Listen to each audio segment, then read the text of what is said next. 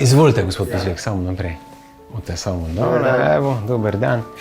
Pozdravljeni. Vidiš, da je nekomu bilo slabo, posli, da pa ti se mu je izboljšalo stanje po tvoji intervenciji. Je to tisto nekaj, kar te bo pol zmeraj motivira in ta motivacija je skozi zaenkrat še močnejša kot tisti negativizem, ki prihaja od drugod. In to je tisto, kar te žene naprej in ti da nek nov zagon v službi. Tako vas sem miva zdaj malo poglednila, pa v pljuča bo slišala, pa v srce. Najprej imate en prst date, ko vidiva, kako vi dihate. Jaz sem Leon Köverš, specialist družinske medicine, delam po zdravstvenem domu Murska Sobota. Zdaj pa fajn, samo dihajte skozi usta.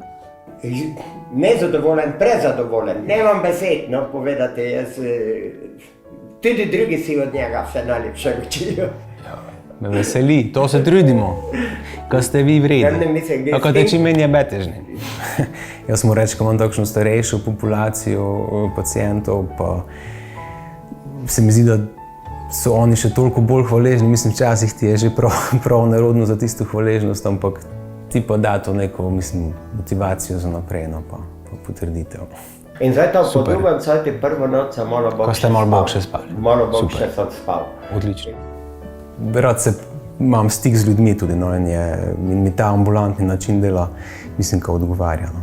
Samo krv date, pa ne je treba to gnezd dati, dobro, ko ste zdaj bokši, pa nemate vročine, pa to vse vredi.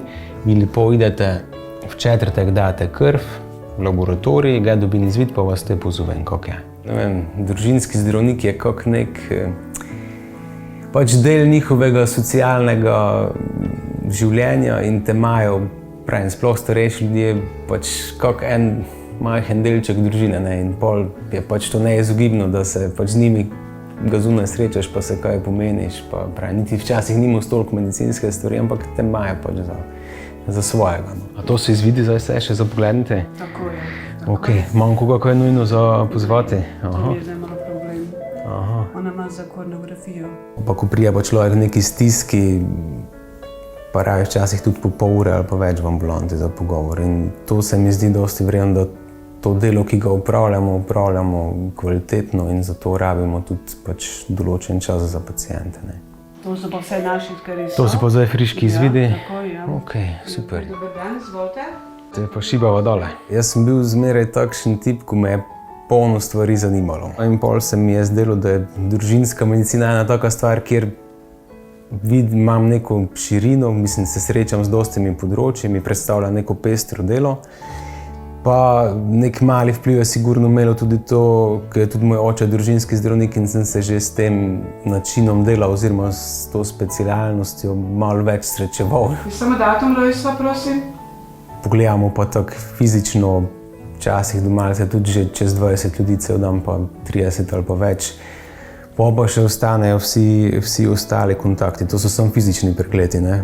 Vseh ostalih kontaktov pa pol še nanese sigurno čez 50-60.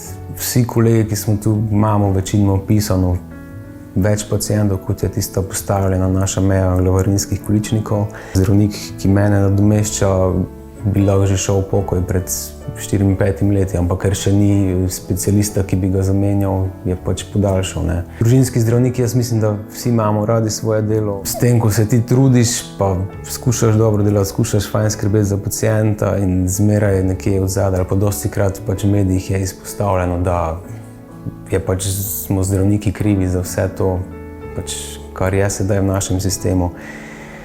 Ti je seveda zelo težko. In mislim, pač jaz imam rad delo, pa rad hodim v službo, ampak dostikrat ti pa to pol neko misel prižene, pa mogoče pa res se ni vredno več truditi, pa bi vse skupaj pustil. Tako da res mislim, da vsi kolegi imamo včasih podobne misli ob vseh teh javnih, mislim, obtoževanjih, linčih, no. In ti je pol težko, ne.